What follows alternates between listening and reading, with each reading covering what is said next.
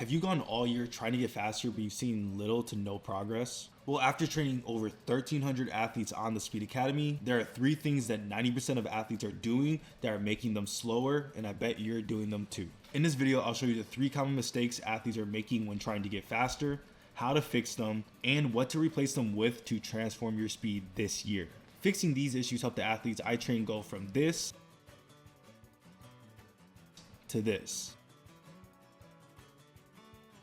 Look at these 3 athletes. They play different sports, but they all have the exact same qualities that make them explosive. They are elastic dominant, relatively lean, and look like they use the ground as a trampoline to spring off. If you compare this to the average athlete, they may be stronger, but this usually comes with more weight, slower ground contact times, and muscle dominant strategies like excessive heel dropping while sprinting. So what's the main issue I see with most athletes training? They are not supercharging their elasticity. Most of you athletes are spending 50 to 80% of your time in the weight room and rarely adding elastic exercises or movements. And most research shows the importance of a high plyometric to strength ratio in training, and I advocate for the same thing. I call this rule the 90-10 rule. 80 to 90% plyometrics and 10 to 20% weightlifting. Look at this example acceleration workout from the Speed Academy.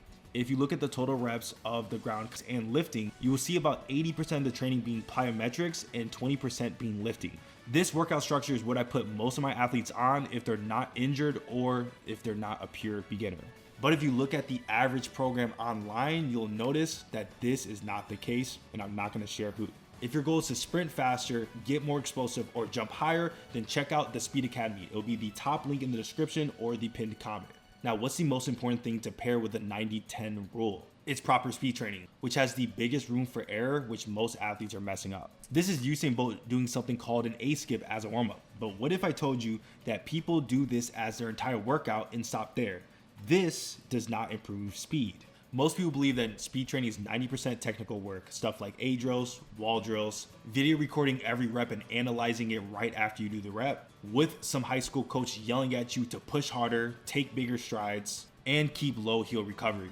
But this style of training doesn't work, and the research backs it up. Sprint training under 95% output and intensity is essentially conditioning. A 2022 study clearly shows that sprinting at 95% or higher provides the necessary stimulus to improve speed. Staying at high intensity yields significantly better results in sprint gains compared to lower intensity work.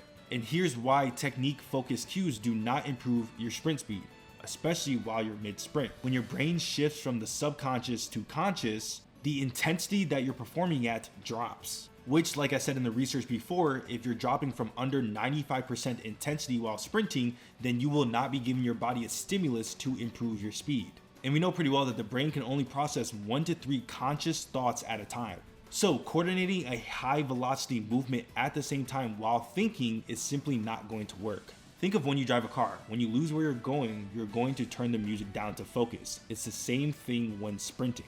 You have to remember, when trying to sprint faster, there are millions of actions that have to go right in the brain, central nervous system, and systematically throughout the entire body just for you to coordinate one step. So who are you to say that you are smarter than your brain and you can hold 1 to 3 cues while coordinating this complex movement called sprinting? Now, what if you're stuck in your head with cues and bad habits that your coach instilled in you during practice? Well, here are 2 of the most simple ways to get max intent during all your sprints, aka make your speed sessions actually effective for increasing your speed. Number 1, sprint and time yourself and solely care about the time you hit and what you want as a goal.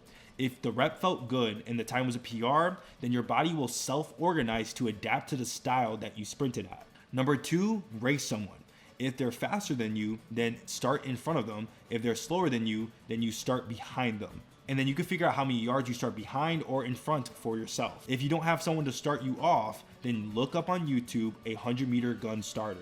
Sprinting with one of these 2 styles will ensure that you're stimulating the body to actually increase your speed. But any of this won't be much help if you aren't focusing on the right type of strength training. Does strength training make you faster? Well, the answer is not what you think. Many people believe that you need pure absolute strength to get faster. I used to believe this too. Chasing PR is like a 400-pound squat or a 200-pound clean. While I do think that reaching specific relative strength numbers in certain lifts can help, I've updated these goals based on the research. Most top coaches and studies show solid improvements when you increase relative strength in these 3 lifts: the rear foot elevated split squat, a bilateral RDL, and a single leg calf raise. I suggest aiming for 1.0 to 1.3 times your body weight for 1 to 5 reps on the rear foot elevated split squat, 1.0 to 1.5 times your body weight for the RDL, and the same range for the single leg calf raise. Once you hit these relative strength numbers, the mistake that people are making is that they keep chasing for more.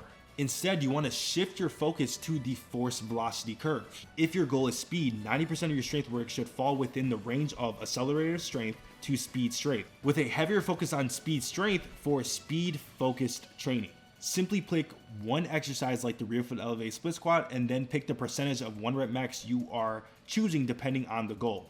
For example, if I rear foot elevated split squat 350 pounds and I want to train for speed strength, I'm going to drop the weight to around 140 to 160 pounds, which is around 40 to 60% of my 1 rep max in the rear foot elevated split squat. And then I'm going to lift the bar for speed in a half a quarter squat position. These positions mimic sprint specific positions of acceleration or max velocity. Now that you know the mistakes to stop making, you're still not going to improve your speed if you don't know how to train this one specific quality. You need to refine your approach to acceleration training, so watch this video right here on a full guide on how to train your acceleration.